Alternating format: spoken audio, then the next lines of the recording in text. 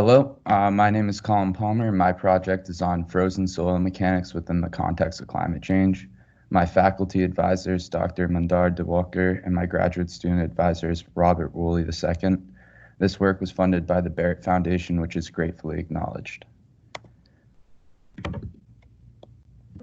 The motivation for this project is climate change's impact on our planet and how anthropogenic influences have significantly accelerated the rate of global climatic change. The impacts of climate change can already be seen on extreme environments such as glacial retreat in the Arctic region. The average surface temperature in the Arctic is increasing, and the rate of increase is estimated to be double that of the global average. The significant rate of increase in the average surface air temperature in this region, synonymous with cold temperatures, is not only resulting in glacial retreat, but also in the depletion of vital Arctic permafrost. Permafrost is essentially frozen soils for 2 or more consecutive years defined by its thermal state. In the Arctic, soils have been continuously frozen for many years. The depletion of Arctic permafrost has both immediate and long-term consequences. Immediate implications include reduction in soil strength and increase in soil compressibility as ice changes to water. Weakened Arctic soils can result in differential settlement, subsidence, potential bearing capacity failure of foundations, and can cause slope instability of natural slopes and excavations in frozen ground. Long-term consequences of permafrost depletion have the potential to amplify global climate change through the release of greenhouse gases such as carbon dioxide and methane, which are currently trapped in ice fractions of the permafrost. The permafrost of the northern region contains the remnants of plants, animals, and microbes that have lived and died in the tundra and boreal ecosystem over hundreds to thousands of years, accumulating and storing the organic carbon in the permafrost soil. Around 50% of the estimated global below-ground organic carbon pool is found in permafrost, which is approximately twice as much carbon as is currently contained in the atmosphere. The positive feedback cycle of permafrost depletion leading to increases in atmospheric greenhouse gases, leading to more permafrost depletion, highlights the need for a better understanding of frozen soil mechanics in the context of Arctic infrastructure, provided that Arctic temperatures continue to rise. The photograph to the left is of a soil profile of permafrost. The topsoil is called the active layer. It is the ground surface layer which thaws in the summer and refreezes in the winter. The thickness of the active layer is dependent on summer air temperature, soil moisture, and thermal properties of the area, with higher air temperatures resulting in deeper active layers and high soil moisture content resulting in shallower active layers. Continuous permafrost active layer ranges in thickness from tens of centimeters to more than 2 meters thick, while active layer of discontinuous permafrost can be several meters thick. The ice wedge located within the permafrost forms as a result of the freeze-thaw cycle of the active layer. The figure to the right is the distribution of permafrost and ground temperatures in the northern hemisphere. The coldest permafrost exists in the high Arctic, reaching temperatures of -22 degrees Celsius or -7.6 degrees Fahrenheit.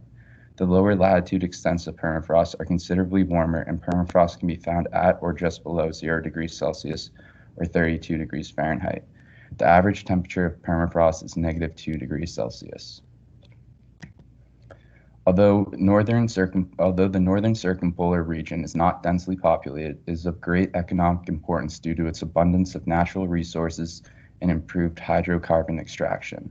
This has resulted in the construction of buildings, roads, pipeways, railways, power lines, airstrips, and other infrastructure in the region. The warming Arctic and degradation of permafrost threatens the infrastructure in the area, with Siberian settlements seeing a decline of 40 to 50% in the bearing capacity of building foundations since the 1960s as a result of permafrost warming. The most vulnerable infrastructure in the region is located along Arctic coastline and on discontinuous permafrost, where slight increases in temperature drastically reduce the strength of the permafrost. A study of 187 Alaskan communities with different types of permafrost found 68% were at risk of permafrost-related hazards, with 27% of those communities at high risk. The photograph to the left is an example of differential settlement of a home in Alaska due to thawing permafrost, while the photograph to the right is of an apartment building in Russia that suffered bearing capacity failure of its foundation. For my research, I conducted unconfined compression testing of frozen soils. The soil used to create the samples was F75 Ottawa sand. F75 sand is specially graded fine silica sand with relatively uniform particle size distribution and a rounded grain shape. Its mineralogy is quartz with 99.8% silicon dioxide. The soil is similar to the soil found in the high Arctic coastal region where there is significant gas exploration. Since I was trying to simulate permafrost of the high Arctic, the soil samples were frozen and tested at negative 22 degrees Celsius. I also froze samples at negative 14 degrees Celsius to examine if there would be a loss of strength in the high Arctic from warming permafrost. Soil samples were created at 60% relative density, which is 1.642 grams per cubic centimeter, and at moisture contents of 5, 7.5, and 10%. The samples were made in 3-inch diameter, 6-inch height plastic concrete cylinder molds per ASTM standard C495. The samples were frozen overnight and were removed from their molds using warm water and high pressured air. They were then placed back in the freezer for an hour to refreeze before testing. Once they were refrozen, they were placed on a uniaxial loading machine where the machine applies a load in the vertical direction at a pre-selected rate. An axial strain rate of 2% per minute was used per ASTM standard D2166. Embedded thermal transducers were used to monitor the temperature while the samples were removed from their molds during their refreezing and during testing. This research used unconfined compression testing since it can simulate the compressive stress acting on frozen soils caused by a uniformly distributed vertical load at the ground surface. The video to the right is of a frozen soil sample with 10% moisture content frozen at negative 14 degrees Celsius, subjected to unconfined compression until failure. It's important to note I was wearing safety glasses during testing and was several feet away from the loading frame.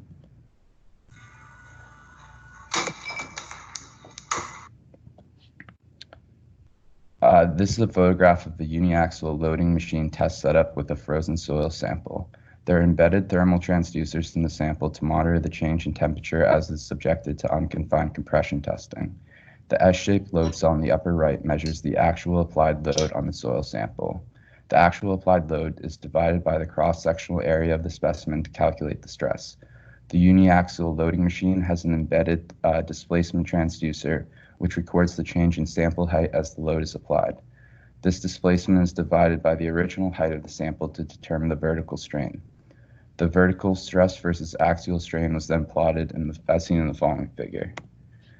So this is an example of the stress strain curve from the unconfined compression of frozen F75 sand samples with 7.5% moisture content and a relative density of 60%. These samples were frozen at negative 14 degrees Celsius. The peak vertical stress value is picked as the failure stress. This graph shows the vertical stress at failure of frozen samples at moisture contents of 5, 7.5, and 10%, with a relative density of 60%. The samples were frozen at negative 22 degrees Celsius and negative 14 degrees Celsius. Increasing the moisture content at a given temperature results in increasing strength of the frozen soil due to increased ice content. The colder samples are shown in blue are stronger than the warmer samples shown in red. The strength of frozen soil at negative 14 degrees Celsius was about 13% lower than the strength of the negative 22 degrees Celsius samples. As seen in the previous graph, the strength of frozen soil decreases with increasing temperature. This shows that as climate change continues to increase the temperature of permafrost, there will be a loss of soil strength, negatively impacting the viability of current and future infrastructure. In the future, I plan to test soil samples at freezing temperature of negative 18 degrees Celsius. Additionally, I plan to test frozen samples of a silty sand. If time allows, I would like to measure shear wave velocity of frozen soils. Shear wave velocity indicates soil stiffness, which is expected to decrease as temperature increases. The photograph to the right is a house in Shishmaref, Alaska, where rapidly thawing permafrost is eroding the island. In 2002, the community, which was originally settled in the 1600s, voted to relocate due to permafrost degradation and is in the process of moving to mainland Alaska. This work was funded by the Barrett Foundation through the Richard Barrett Scholarship Program. I would also like to thank Bobby and Dr. DeWolker for their support and guidance. Here are my references. Thank you for listening to my presentation.